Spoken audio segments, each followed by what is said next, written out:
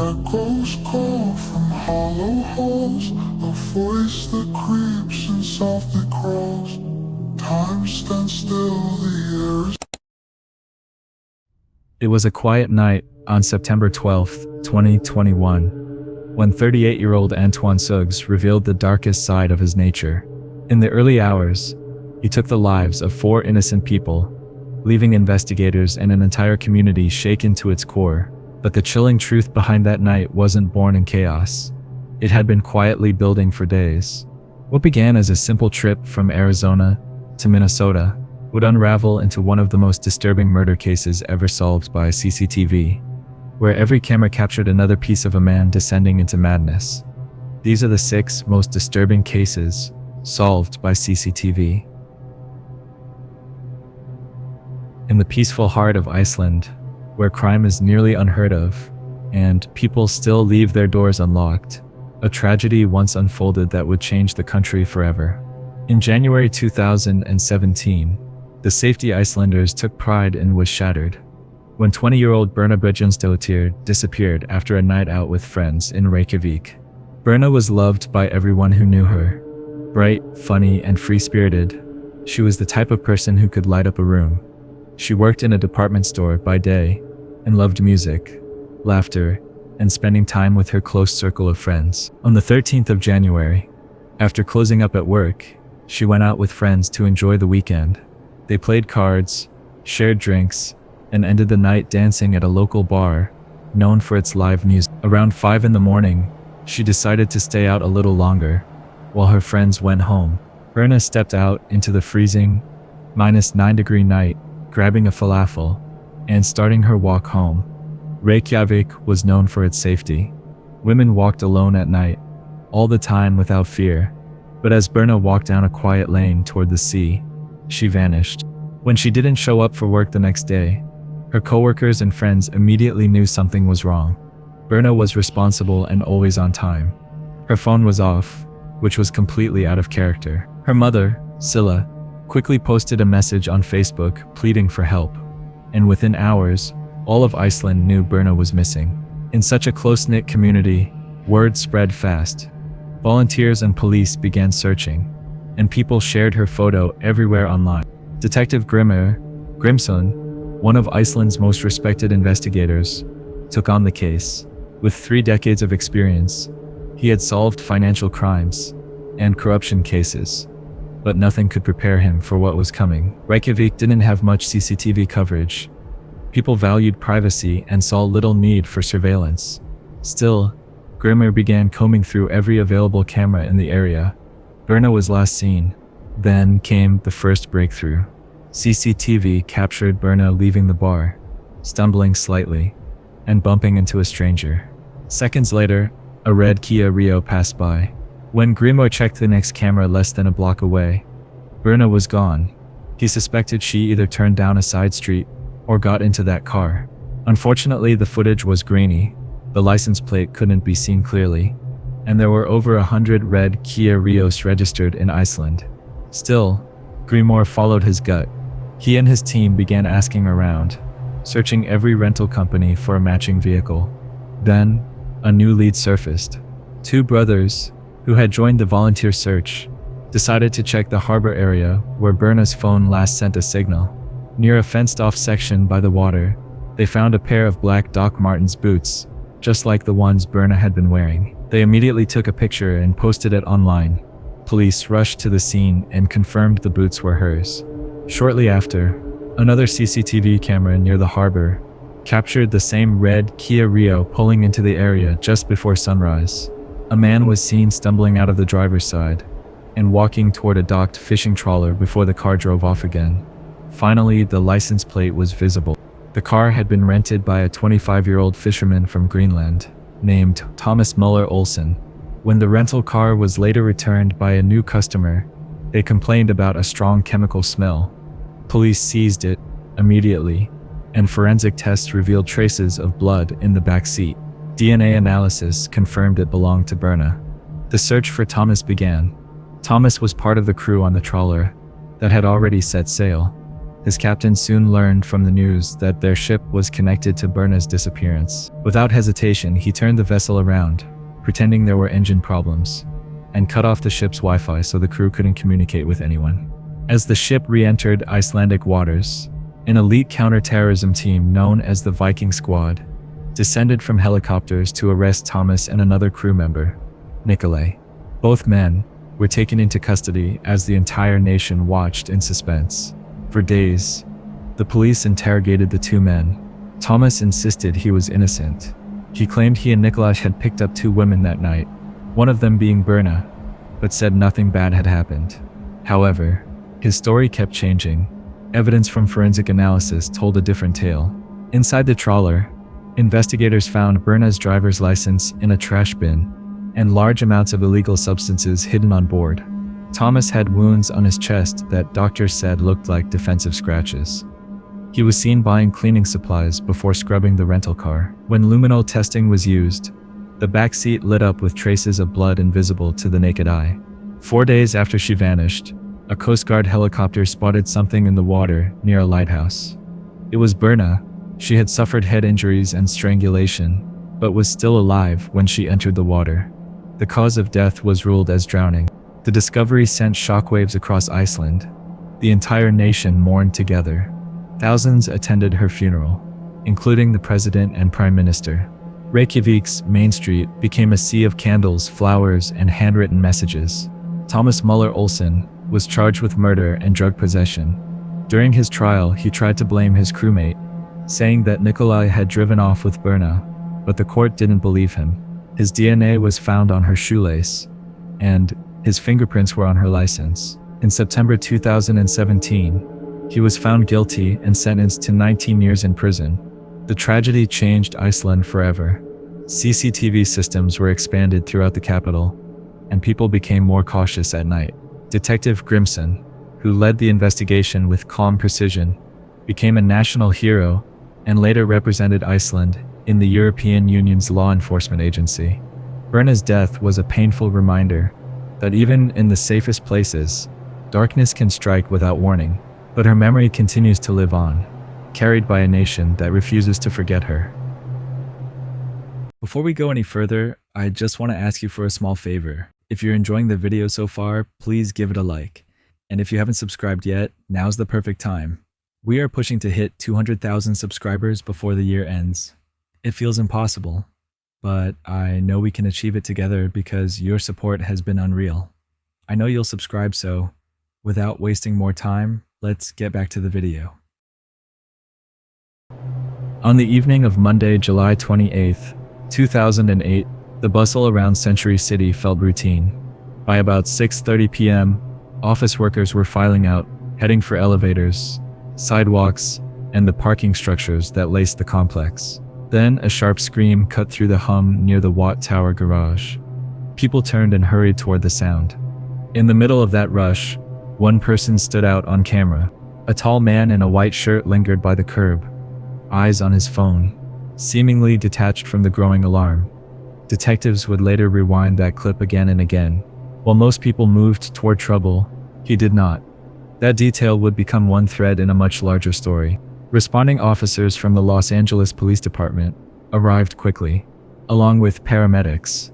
On the third floor of the garage, they found a woman, tall and slender, lying near her car. She had had multiple wounds and faded in and out of awareness as bystanders, including 2 doctors, tried to help.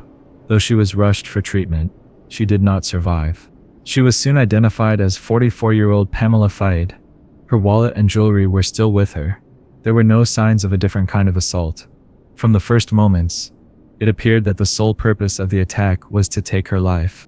Witnesses described a man in a dark hooded sweatshirt and jeans hurrying away, and a red sport utility vehicle leaving the structure. Detectives pulled footage from different cameras and began stitching together a timeline.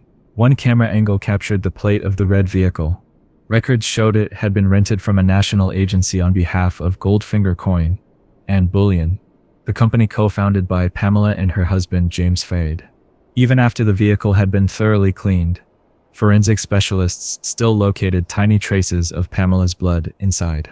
That suggested planning and a concerted effort to hide what had happened. The investigation also turned to the couple's background. Pamela, known to friends as Pam, was a generous, optimistic presence, a successful jeweler and entrepreneur. She and James had married in 1999, after meeting in the late 1980s, and they built Goldfinger in 2002, offering money and precious metal transfers online. Business grew, and so did their lifestyle. They owned a home along the coast and a ranch in Moorpark. But by 2007, the relationship was strained. James struggled with painful rheumatoid arthritis and spent less time in the office. At the same time, questions surfaced about licensing and compliance. After discussions with a colleague, Pamela pushed to obtain proper money transfer licenses and wrote a large check in October 2007 to cover fees. James objected. Divorce proceedings followed. Pamela was locked out of the office, and the split turned contentious, with disputes over many accounts. By early 2008, federal authorities were reviewing Goldfinger's role in moving funds that flowed from separate investment schemes. On February 26, 2008, James and the company were indicted under seal on charges related to operating without the proper license. In June, subpoenas in the divorce matter made Pamela aware of the federal inquiry. Her attorney signaled to prosecutors that she was willing to cooperate. Before any formal meeting could be set, the tragedy in the Century City garage occurred on July 28, 2008. Detectives noticed the man in the white shirt on the exterior camera. When they brought James in to notify him and ask questions, they recognized him as that same figure on the curb, calm and absorbed in his phone, while others ran toward the commotion. Inside the garage footage, investigators tracked a red sport utility vehicle looping through the structure. They could make out 3 occupants. Parking tickets recovered from the garage yielded prints. Those, along with phone records, led to 3 names: Jose Moya, who worked at James's ranch and lived on the property, Gabriel Marquez, and Steven Simmons. Cell phone data placed Marquez and Simmons in the area at the time. Text logs showed messages between James and Moya close to the event, messages that had been deleted from James's device, but were recoverable through records. On August 1, 2008, agents arrested James at the ranch in connection with the federal business case, and soon he was named the primary suspect in Pamela's death. In September, an inmate who had briefly shared a cell with James contacted authorities. Wearing a recording device, he returned to speak with James. On the recording, James said he had paid $25,000 to Moya and involved others to carry out the attack. He also discussed trying to arrange another act to prevent a witness from testifying. The confession aligned with the physical evidence, the rental records, the fingerprints, and the communications trail. Prosecutors later outlined a clear motive. Pamela's cooperation threatened both the business and James's position in the divorce. The plan to ambush her in a public garage, near an office where both had just met with attorneys about the federal matter, was set in motion with chilling precision. In court, additional testimony described how the idea had been discussed within James's circle, including a disturbing approach to a relative who immediately refused and reported it. What began as a confusing moment on an ordinary weekday was untangled through cameras, careful forensics, and patient legwork. The lens that first spotted a man standing apart from the crowd also caught the suspect vehicle and helped reveal the network behind it. In the end, it was those steady, silent frames of CCTV, combined with diligent investigation, that gave a voice to a woman who could no longer speak and helped secure justice in her name.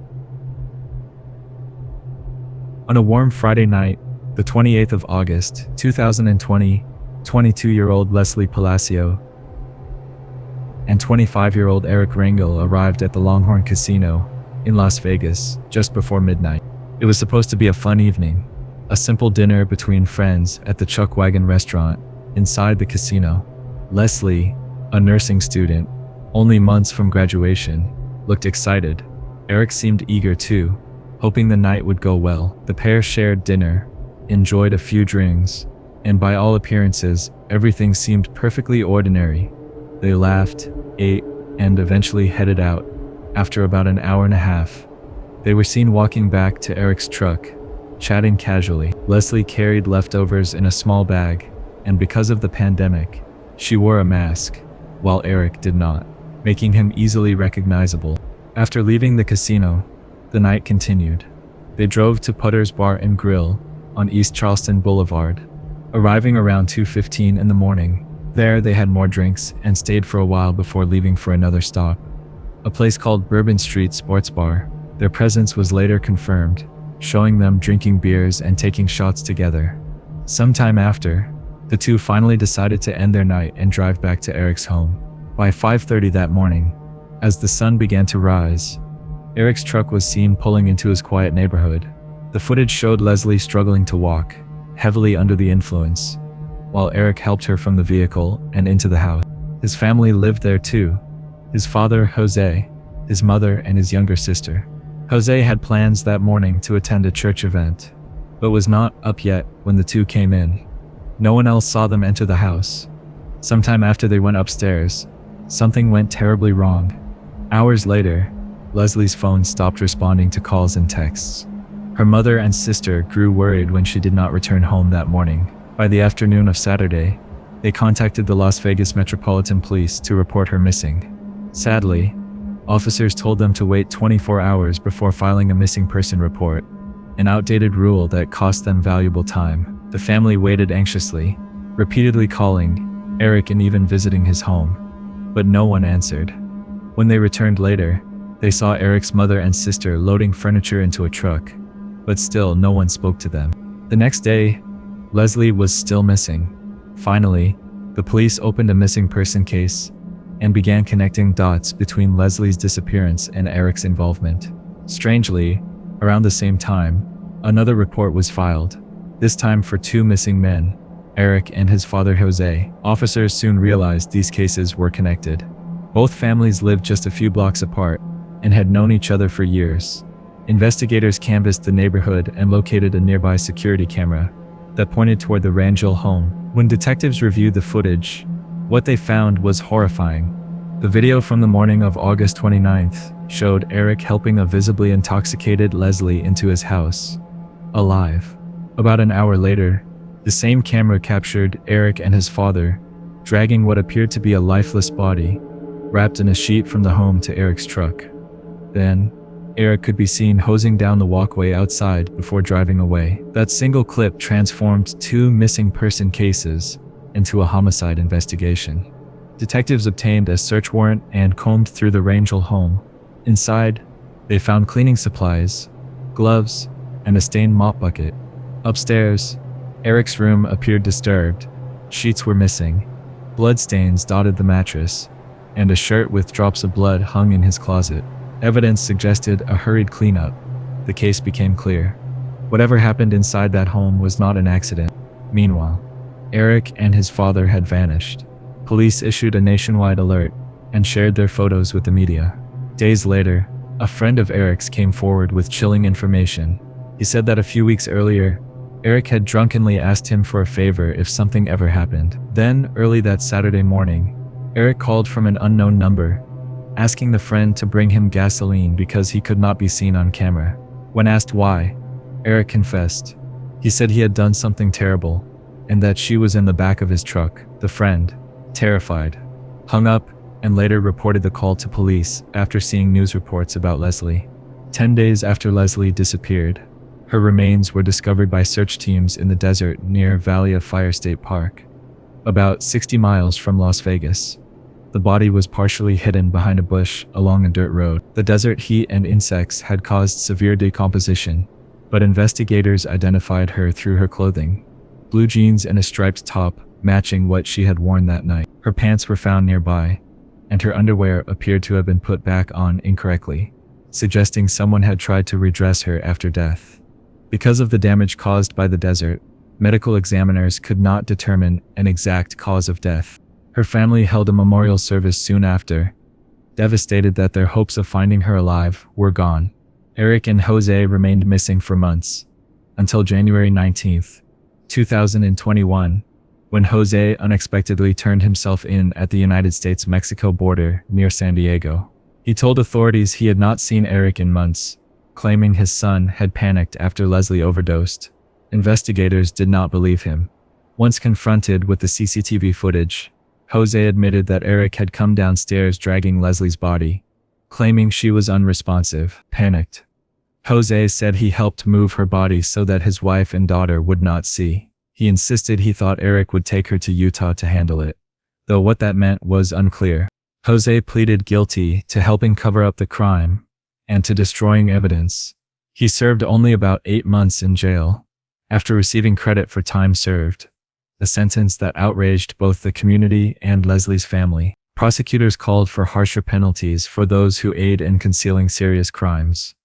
Eric, meanwhile, remains on the run. Authorities believe he is hiding somewhere in Mexico, possibly in Chihuahua or Durango.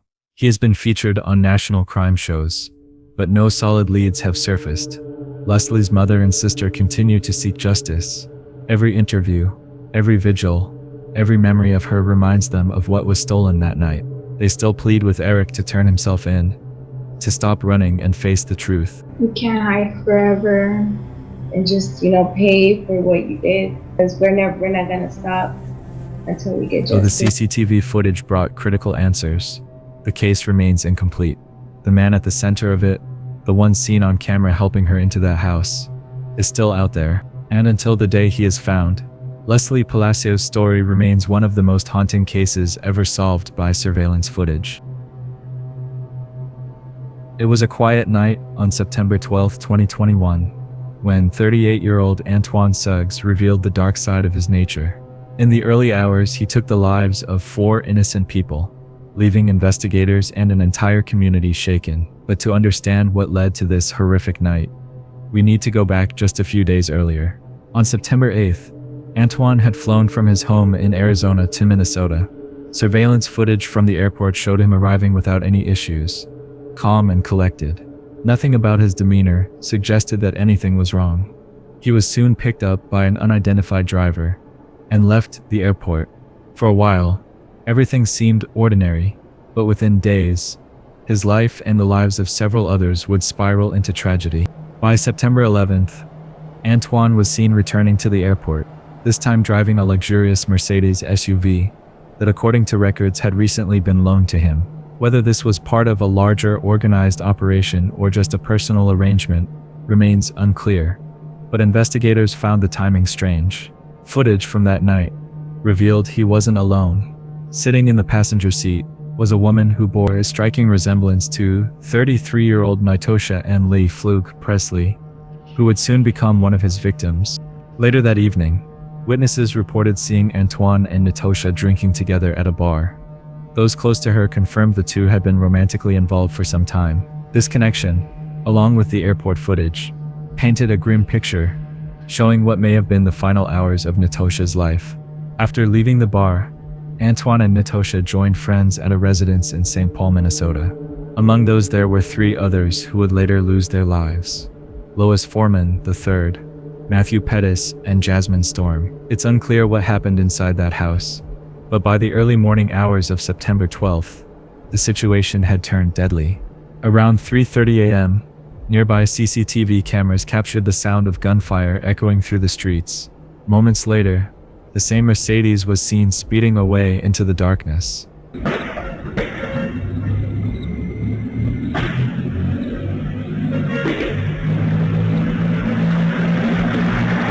What Antoine did next was beyond comprehension. For hours he drove around with the 4 bodies inside the car, unsure what to do.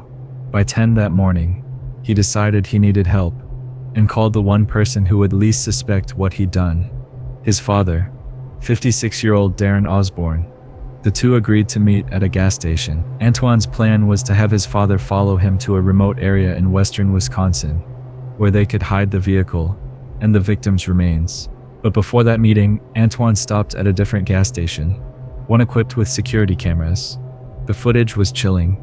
As he stepped inside to pay for gas, one of the victims could be seen lifeless in the passenger seat of the car. Antoine, however, acted completely normal, calm, composed, and detached from the horror beside him. After refueling, he continued on to meet his father at the agreed location. They talked briefly before driving off together toward a cornfield in Dunn County, Wisconsin. Darren later told police that at the time he had no idea there were bodies inside the Mercedes, but later evidence and Antoine's own words would prove otherwise. According to investigators, Antoine eventually confessed to his father that he had snapped and done something terrible. Still, Darren helped him hide the car deep within a cornfield. For days, the vehicle sat abandoned until a local farmer noticed it and contacted authorities. When officers arrived, their body cam footage revealed the grim reality inside. The Mercedes contained the remains of all 4 victims. The officers could barely process what they were seeing. Their voices, captured on camera, reflected disbelief and sorrow. As they carefully examined the scene, they noted signs of severe injuries, including visible wounds to the head and upper body. Every detail was documented, not only as evidence but as a way to piece together what had really happened that night. Among the items recovered inside the car was Antoine's Arizona identification card, stained with blood. That discovery immediately linked him to the crime.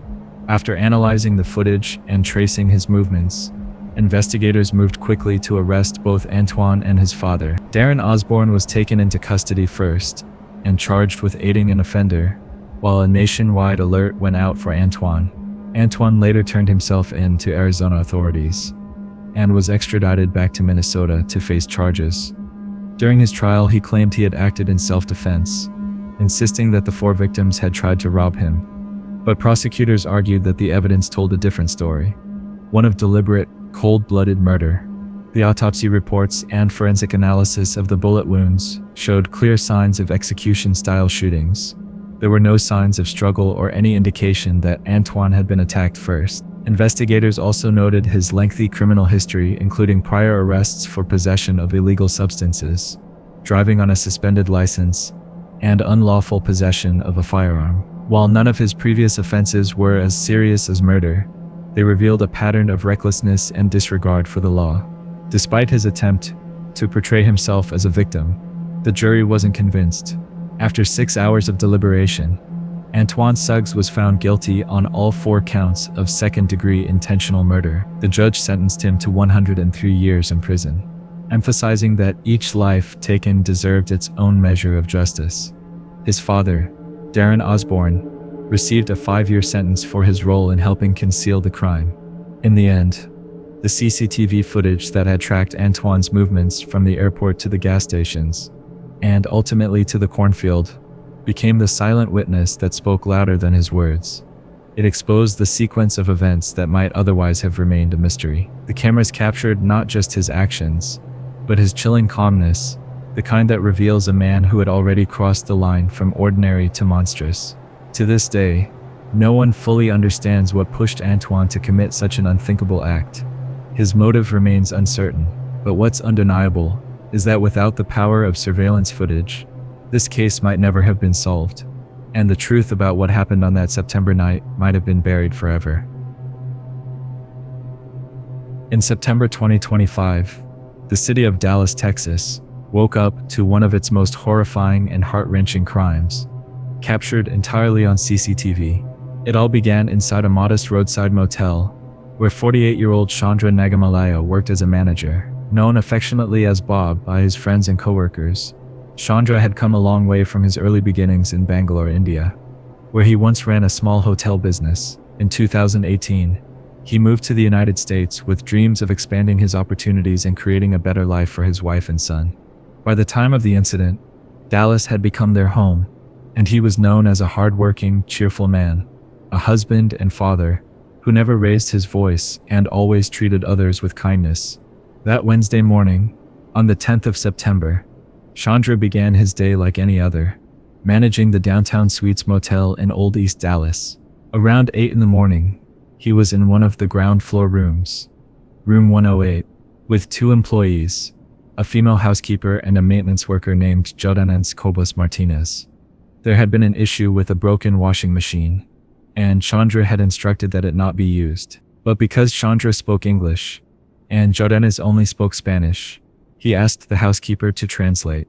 What should have been a simple exchange quickly spiraled into tension.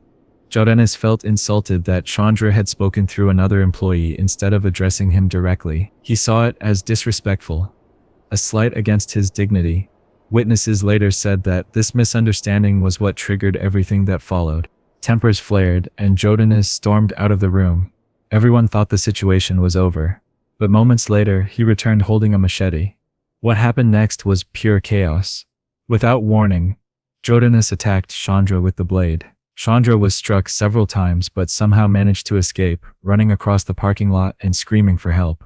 Surveillance footage showed him sprinting toward the motel's office, where his wife and son were located, desperately trying to reach them before his attacker caught up. Behind him, Jordanis followed, machete in hand. Chandra's wife and 18-year-old son, hearing the noise, came out just in time to witness the horrifying scene unfold before them. Jordanis caught up with Shandra just outside the office and began attacking him again. His wife screamed for help, and his son tried to pull the attacker away, but Jordanis was in a violent frenzy. Witnesses nearby rushed to help, dragging the family back to safety as the attack continued. The security footage captured every moment, Shandra falling to the ground, the machete swinging, the sheer panic in the air. Within moments, the unimaginable happened. The attacker struck with such brutality that Shandra lost his life right there in the parking lot. But the horror did not end there. According to witnesses and the footage, the attacker then searched Chandra's pockets, taking his phone and motel keys. Then, in an act of unthinkable cruelty, he desecrated the body before walking calmly across the property. He then disposed of what he had taken in a nearby dumpster. The entire event took less than half an hour, unfolding entirely in broad daylight. When emergency services arrived at around 8:31 in the morning, they were met with a scene so graphic that even seasoned responders were shaken. Paramedics stayed back for safety as the suspect still roamed the area, machete in hand. A few minutes later, Dallas police officers arrived and managed to apprehend Jordanis just a block away. He was covered in blood, holding the weapon, and still carrying Chandra's phone. He did not resist arrest. Investigators soon uncovered that Jordanis was no stranger to law enforcement. Born in Cuba in March 1988, he had a long criminal history across several states, including charges of theft, assault, and carjacking. He had also faced serious charges involving inappropriate conduct and violence. Despite multiple arrests, deportation efforts failed because Cuba refused to accept him back due to his criminal background. Earlier in January that same year, immigration authorities had released him under supervision, allowing him to live and work freely in the United States. Just 8 months later, that decision would lead to tragedy. As detectives combed through the crime scene, they found overwhelming evidence, CCTV footage, witness testimonies, and even a full confession from Jordanis himself. During interrogation, he admitted to everything. His motive was as senseless as it was tragic. He claimed he felt disrespected when Shandra spoke to another worker, instead of addressing him directly. There was no deeper reason, no prior conflict, no personal grudge, just a brief misunderstanding that exploded into uncontrollable rage. Later that day, Dallas police charged him with capital murder, one of the most severe charges in Texas law. This meant that if convicted, he could face either life imprisonment without parole or the death penalty. He was immediately booked into Dallas County Jail, with no bail granted, and an immigration hold placed on him by federal authorities. Investigators gathered all available evidence, including fingerprints, DNA samples, and the full surveillance video, which captured nearly every second of the horrific act. As news spread, the story made international headlines. The sheer brutality and randomness of the crime left communities both in Texas and India in disbelief. For Chandra's family, the grief was unimaginable. Just 3 days after the tragedy, his wife and son held a funeral service in Dallas. Friends, neighbors, and co-workers gathered to honor the man they described as a gentle soul who only wanted a better life for his family. An online fundraiser launched in his memory quickly surpassed $50,000 to support his loved ones and help with funeral costs. Officials condemned the act and vowed justice. With the evidence so clear, video witnesses, and confession, prosecutors indicated that the trial would likely center on sentencing rather than proving guilt. Given the nature of the crime, legal experts noted that the case could easily qualify for capital punishment. Still, there were early whispers that his defense team might attempt an insanity plea, arguing that his mental state was unstable. As of December 2025, the case remained in its early stages, but few doubted the outcome. The murder of Shandra Nagamalia was one of the most shocking crimes Dallas had ever seen, and the fact that every moment was caught on camera made it even harder to comprehend. What began as a simple misunderstanding between two co-workers ended in unthinkable tragedy, a reminder of how unpredictable human rage can be, and how a moment's anger can destroy countless lives forever. In the early hours of June 20th, 2019, the Salt Lake City Police Department received a worried call from a father named Greg Lewick. He hadn't heard from his daughter, 23-year-old McKenzie Lewick, in several days. His voice trembled as he explained that she had flown back to Utah from California after attending her grandmother's funeral, but had gone silent since she landed. Her phone was off, her social media inactive, and her friends hadn't seen her. What began as a wellness check quickly spiraled into one of the most haunting investigations Utah had ever seen. McKenzie had texted her parents around 1 a.m, letting them know she'd arrived safely at the Salt Lake City International Airport. She then ordered a rideshare to take her home. Surveillance footage captured her waiting outside with her suitcase, appearing calm and collected, but that ride would take her somewhere completely unexpected. At 2:40 a.m, the driver picked her up and, according to the trip log, dropped her off about 20 minutes later at Hatch Park, a dark, isolated area in North Salt Lake. When questioned, the driver told investigators something chilling. McKenzie wasn't alone when he left her. A man had been waiting for her in the parking lot, and she walked straight to his car, a dark-colored Subaru, and got in. They greeted each other like they knew each other, and she appeared calm. The driver, believing she was safe, drove off. It was the last time anyone saw McKenzie alive. Police immediately searched Hatch Park, but the area had no working security cameras, only fake ones mounted for show. No witnesses, no clues, just silence. Investigators checked her apartment near the University of Utah, where she studied kinesiology. Her car was parked inside. Her cat was being cared for by her roommate, as she'd asked, but her suitcase was missing. Her room looked untouched, as if she had never returned. With few leads, police turned to her phone records. The digital trail revealed that her device had gone offline around the same time she was dropped off at Hatch Park.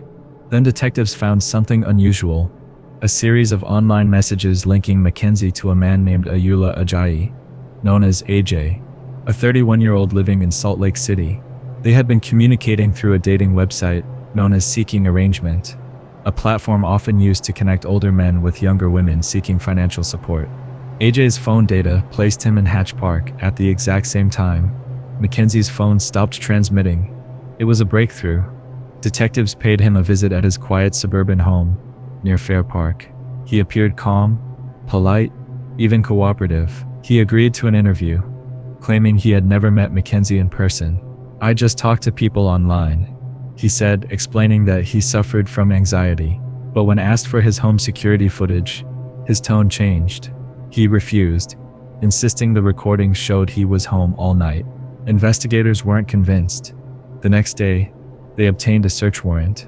When officers arrived, they found an Airbnb guest renting one of AJ's spare rooms, someone completely unaware of the dark secret hidden in the backyard. As the house was searched, everything seemed normal at first, until they reached the yard. Freshly disturbed soil caught their attention, and nearby, they found ashes. A neighbor told officers he'd seen AJ burning something days earlier. The smell, he said, was unbearable, like something foul and unnatural.